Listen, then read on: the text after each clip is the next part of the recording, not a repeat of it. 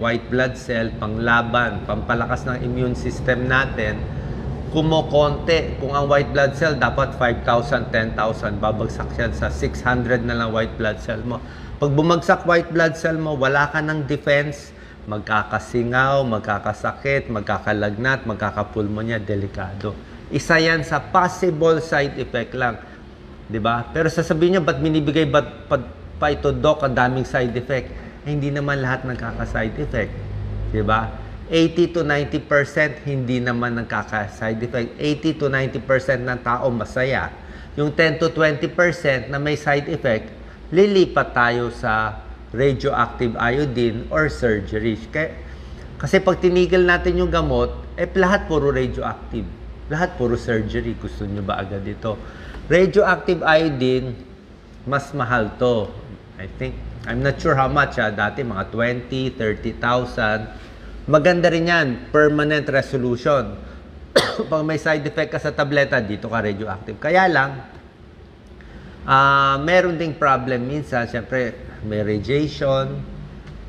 May small chance lang naman. Small chance ng oncogenic, which is cancerous. May konting chance tumaas yung cancer risk mo. Pwede ka rin ma-hypo kasi syempre pag radioactive, usually mas nauubos niya yung hyperthyroid mo. Mag-hypo ka naman. Pero mas okay na yung hypothyroid ka dahil ng radioactive ka kumpara sa hyper. Yung hyper, sobra bilis baga sa kotse. Imbis na 80 kilometers per hour ang takbo, magiging 160 kilometers per hour. Sobrang bilis. Kung hypo ka, babagal yung takbo ng kotse mo, parang 20 kilometers per hour.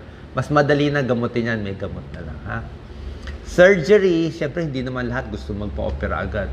Sino pinapa-opera? Yung mga may halong bukol. Kung may duda tayo, baka may thyroid cancer, o kung masyadong malaki, na nahirapan na lumunok. O di ba medyo nagbabara dito, yun, inooperahan siya. Pero ang opera, hindi rin totally safe. Pwede mawalan ng boses. Pwede tamaan ang parathyroid. Pwede bumagsak ang calcium. Meron din siya nakita niyo lahat may pro and con, pro and con, pro and con.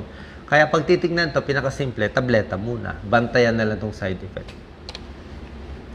Yan ang hyperthyroid, kailangan ipapacheck. Basta yung sintomas niya, mahirap malaman. Parang kinakabahan, balisa. Check nyo lagi, T3, T4, TSH. Pag abnormal yan, pa-check sa endocrinologist. Pag nagamot ang thyroid, halos almost permanent cure yan. Okay? So ito yung gamot ng PTU,